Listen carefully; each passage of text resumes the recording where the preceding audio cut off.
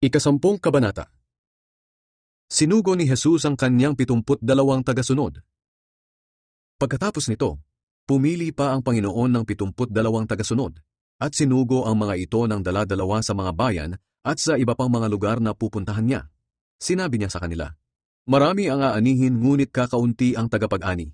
Kaya idalangin ninyo sa Panginoon na siyang may-ari ng anihin, na magpadala siya ng mga tagapag-ani. Sige, lumakad na kayo.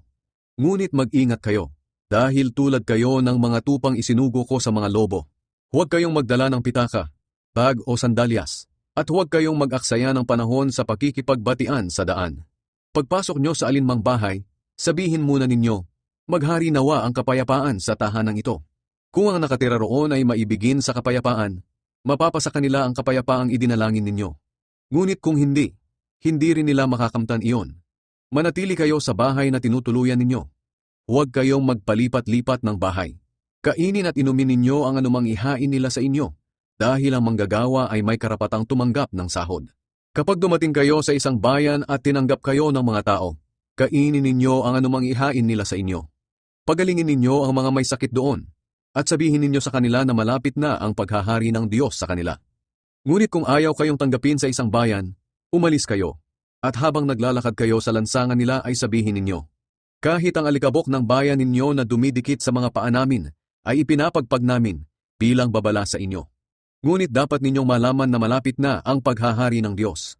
Sinabi pa ni Jesus sa mga tagasunod niya, tinitiyak ko sa inyo na sa araw ng paghuhukom, mas mabigat na parusa ang tatanggapin nila kaysa sa mga taga-Sodom. Babala sa mga bayang hindi nagsisisi.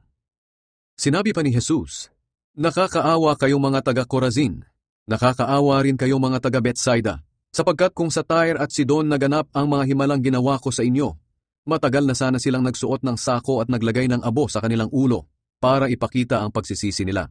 Kaya sa araw ng paghuhukom, mas mabigat na parusa ang tatanggapin ninyo kaysa sa mga taga-Tyre at Sidon.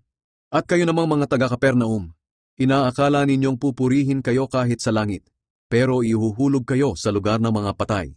Pagkatapos, sinabi ni Jesus sa mga sinugo niya, ang nakikinig sa inyo ay nakikinig sa akin, ang nagtatakwil sa inyo ay nagtatakwil sa akin, at ang nagtatakwil sa akin ay nagtatakwil sa nagsugo sa akin. Bumalik kang 72 tagasunod ni Jesus. Masayang bumalik kang 72 tagasunod ni Jesus. Sinabi nila sa kanya, Panginoon, kahit po ang masasamang espiritu ay sumusunod sa amin kapag inutusan namin sila sa pangalan niyo. Sinabi ni Jesus sa kanila, nakita kong nahulog si Satanas mula sa langit na parang kidlat. Binigyan ko kayo ng kapangyarihang daigin ng masasamang espiritu at ang lahat ng kapangyarihan ng kaaway nating si Satanas. At walang anumang makapipinsala sa inyo. Ganoon pa man, huwag kayong matuwa dahil napapasunod ninyo ang masasamang espiritu, kundi matuwa kayo dahil nakasulat sa langit ang pangalan ninyo. Napuno si Jesus ng kagalakang mula sa banal na espiritu. Nang oras ding iyon, napuno si Jesus ng kagalakang mula sa banal na espiritu. At sinabi niya, pinupuri kita Ama, Panginoon ng langit at ng lupa, dahil inilihim mo ang mga katotohanan ito sa mga taong ang akala sa sarili mga marurunong at matatalino. At inihayag mo sa mga taong tulad ng bata na kaunti lang ang nalalaman.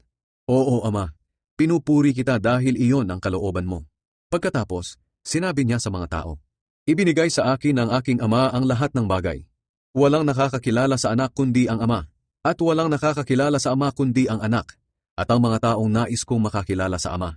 Humarap si Jesus sa mga tagasunod niya, at sinabi sa kanila ng sarilinan, mapalad kayo dahil nakita mismo ninyo ang mga ginagawa ko.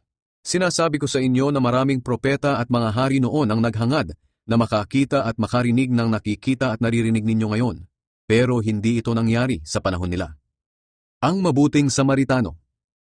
Lumapit kay Jesus ang isang tagapagturo ng kautusan upang subukin siya. Nagtanong siya, Guro, ano po ang dapat kong gawin upang magkaroon ng buhay na walang hanggan? Sumagot si Jesus, ano ang nakasulat sa kautusan? Ano ang nababasa mo roon? Sumagot ang lalaki, mahalin mo ang Panginoon mong Diyos ng buong puso, ng buong kaluluwa, ng buong lakas at ng buong pag-iisip, at mahalin mo ang iyong kapwa tulad ng pagmamahal mo sa iyong sarili.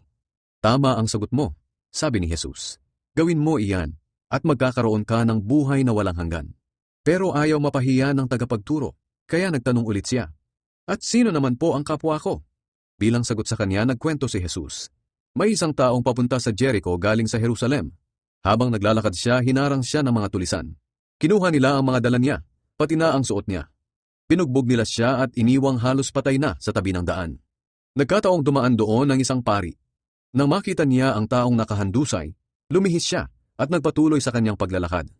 Napadaan din ang isang Levita at nakita niya ang tao, pero lumihis din siya sa kabilang daan at nagpatuloy sa kanyang paglalakad. Pero may isang Samaritanong naglalakbay na napadaan doon. Nakita niya ang taong nakahandusay at naawa siya. Nilapitan niya ang lalaki.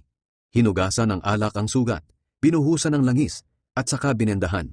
Pagkatapos, isinakay niya ang tao sa sinasakyan niyang hayop, dinala sa bahay panuluyan, at inalagaan doon. Kinabukasan, binigyan ng Samaritano ng pera ang may-ari ng bahay panuluyan at sinabi, "Alagaan mo siya at kung kulang pa yan sa magagastos mo, ay babayaran kita pagbalik ko." Nagtanong ngayon si Jesus sa tagapagturo ng kautusan, "Sa palagay mo, sino sa tatlong ito ang nagpakita na siya ang tunay na kapwa-tao ng biktima ng mga tulisan?" Sumagot siya, "Ang tao pong nagpakita ng awa sa kanya." Sinabi sa kanya ni Jesus, "Lumakad ka at ganoon din ang gawin mo." Dumalaw si Jesus kina Marta at Maria. Nagpatuloy si Jesus at ang mga tagasunod niya sa paglalakbay at dumating sila sa isang nayon. May isang babae roon na ang pangalan ay Marta. Malugod niyang tinanggap sina Jesus sa kanyang tahanan. Si Marta ay may kapatid na ang pangalan ay Maria. Naupo si Maria sa paanan ng Panginoon at nakinig sa itinuturo niya. Pero si Marta ay abalang-abala sa paghahanda niya, kaya lumapit siya kay Jesus at sinabi, "Panginoon, baliwala po ba sa inyo na nakaupo lang diyan ang kapatid ko at hinahayaang ako ang gumawa ng lahat? Sabihin niyo naman po sa kanya na tulungan niya ako." Pero sinagot siya ng Panginoon, "Marta, Marta, hindi ka mapalagay at abalang-abala ka sa maraming bagay. Ngunit isang bagay lang ang kailangan, at ito ang pinili ni Maria. Mas mabuti ito at walang makakakuha nito sa kanya."